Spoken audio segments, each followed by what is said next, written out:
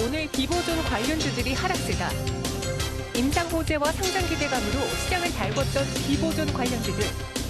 갑작스러운 급락 배경은 무엇이며 투자 전략은 어떻게 세워야 할지 긴급 점검한다.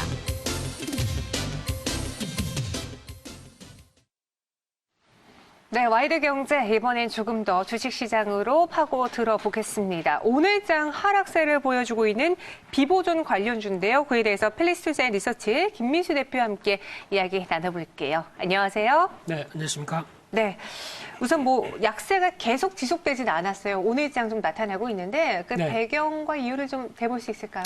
네, 쉽게 말씀드리면은 비보존 때문에 올라간 관련주들이 상당히 있죠. 네, 그런데 지금 특별하게 이슈가 나온 게 없다 보니까 약간 그에 따른 상승에 따른 부담감을 좀 보여주는 상태가 아닐까라고 생각되고 있는데 다른 뉴스가 전혀 없더라고요. 그런데 오히려 뉴스가 없는 게 악재가 아닐까라는 관점들이고 특히 지금쯤이면은 이제 연말까지 해서 어떤 임상 결과 관련된 부분들이 나오지 않을까라고 기대를 하고 있는데 나오지 않다 보니까 약간 왠지 좀 초조해지는 느낌 이런 쪽이 아마 주가에 반영되지 않을까 생각되고 있고요. 일단 비보존 관련주라고 하게 되면 크게 한 4-5개 정도로 볼 수 있는데 첫 번째가 에스텍파마라고 볼 수 있죠. 이 회사 같은 경우는 예전에는 비보존 지분을 한 22.3% 정도까지 갖고 있었습니다. 그대로 갖고 있었다면 대박이었을 텐데 지금은 좀 땅을 치고 후회하지 않을까 생각되고 있는데요.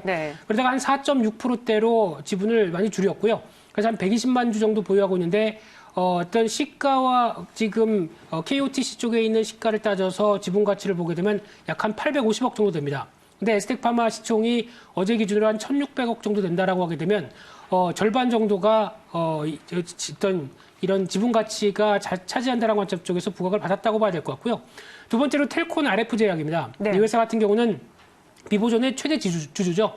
지금 2016년도부터 비보존의 지분을 가져오기 시작하면서 현재 22.95%를 갖고 있는데 약 그때 같은 경우 한 100억 정도 투자를 했다고 합니다. 근데 지금 지분 가치가 4,200억이 넘는다라고 하게 되면 장사 잘했네요. 그런 관점 쪽에서 가치에 대한 부각들이 텔콘 RF 제약을 끌고 갔던 모습들이 이러고 보여지고 있고요.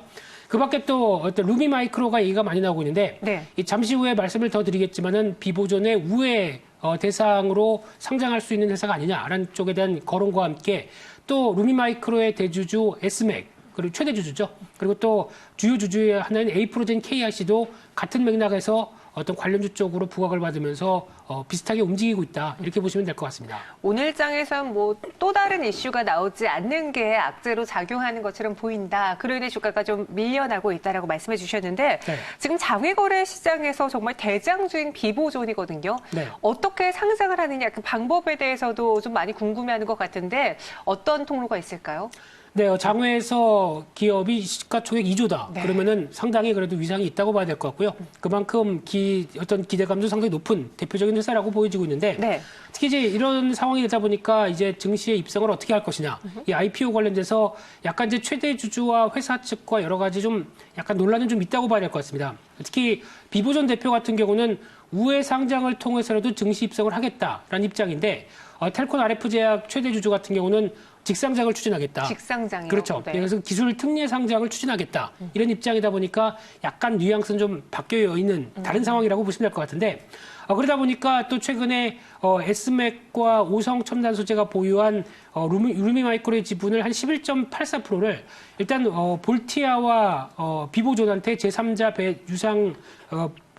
배정 유상증자로 넘어가게 됩니다. 그러다 보니까 그러면 이제 비보존이 오히려 이제 루미마이크로에 대해서 지분을 확대하는 쪽으로 나온다라고 하게 되면 이게 우회 상장을 하려고 하는 움직임이 아니겠느냐. 이런 관점 쪽에서 이 루미마이크로가 최근에 우회 상장 가능성 때문에 부각을 받는 대표적인 종목이다. 이렇게 정리해서 말씀드리겠습니다. 그러면 이게 우회 상장이냐 직상장이냐에 따라서 미치는 영향 크게 차이가 없는지 그냥 우회 상장이면은 루미마이크로가 더 수혜를 본다. 이렇게만 정리해도 될까요?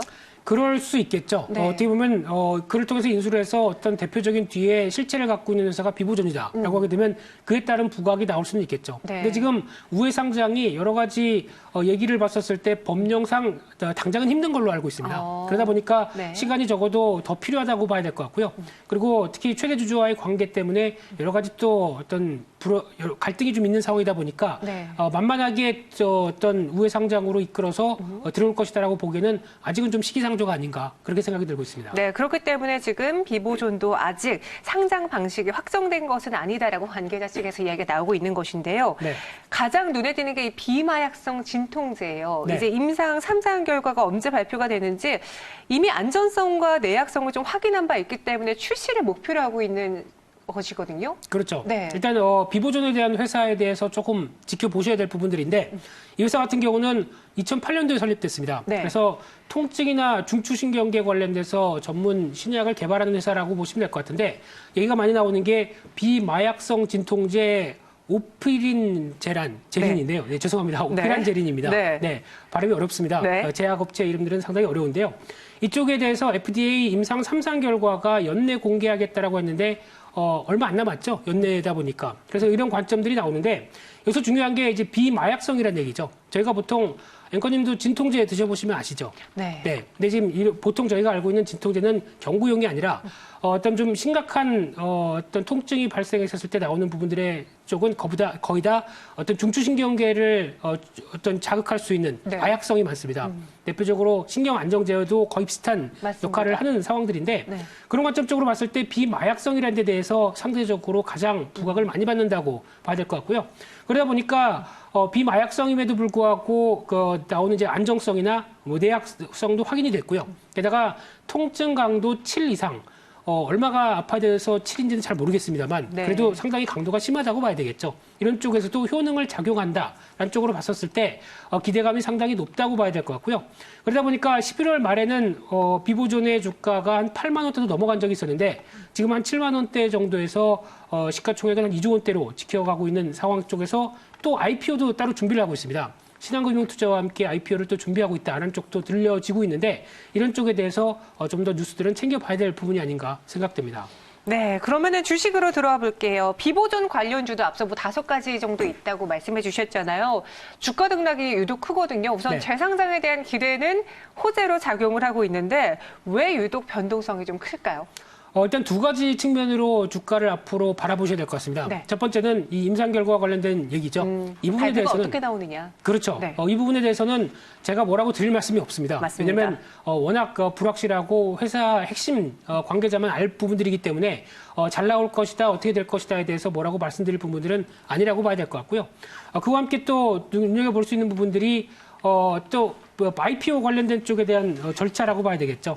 그런 쪽으로 봤었을 때 IPO 절차에 따라서 만약에 직상장으로 가게 된다라는 쪽으로 보게 되면 오히려 텔콘 RF 제약이 최대 주주인 관점 쪽에서 가장 또 수혜를 볼 수 있겠죠. 하지만 우회 상장 쪽으로 가는 쪽으로 결정이 됐다라고 하게 되면 어떤 텔콘 RF 제약도 물론 그렇겠지만은 아무래도 나머지 루미마이크로 관련된 종목들이 더 부각을 받지 않을까라는 관점이다 보니까 어떤 상장을 어떻게 하느냐에 따라서 또 여러 가지 변화가 나올 수밖에 없다라는 관점 쪽에서 어떤 변동성은 커질 수밖에 없는 좀 태생적 한계를 갖고 있다라는 쪽으로 바라보면서 매매는 솔직히 자신 없으시면은 너무 공격적으로 대응할 상황은 아니지 않을까 이렇게 보여지고 있습니다. 지금 에스텍파마 그리고 텔콘 RF 제약, 루미 마이크로가 이 비보존 관련주로 유독 특징주로 묶이면서 많이 올랐던 종목인데 네.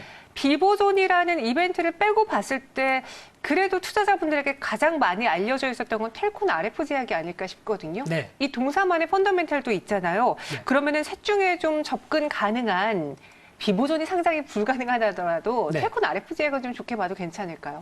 저한테 선택권이 셋 중에 하나를 골라야 됩니까? 아니면 우선 한번 셋 중에 하나 골라주세요. 그렇게 되면은 일단은 큰 그림상은 네. 셋 다 별로 마음에는 안 들고요. 네. 그런 관점 쪽에서 봤을 때 그래도 셋 중에 하나를 고른다고 하게 되면 그나마 최대 주주인 만큼 네. 그에 따른 영향력은 충분히 발휘할 수 있다고 하게 되면 중심적으로는 텔콘 RF 제약을 보는 게 맞지 않을까 하는 관점들인데 네. 하지만 주가 추이를 보시게 되면은 등락폭이 상당히 큽니다. 맞습니다. 벌써 기대감이 먼저 선반영돼서 한 차례 상승폭이 먼저 나왔었고요. 그러다가 등락을 거듭하면서 다시 주가가 좀 정체 흐름들을 가져간다라고 하게 되면 아직 이런 부분들 쪽에서 혹시나 또 좋은 결과가 나오게 되면 또 급등을 할 수도 있겠지만은 네. 그 부분만 보고 대응을 하기는 좀 어렵지 않을까라는 부분들도 생각해야 될 것 같습니다.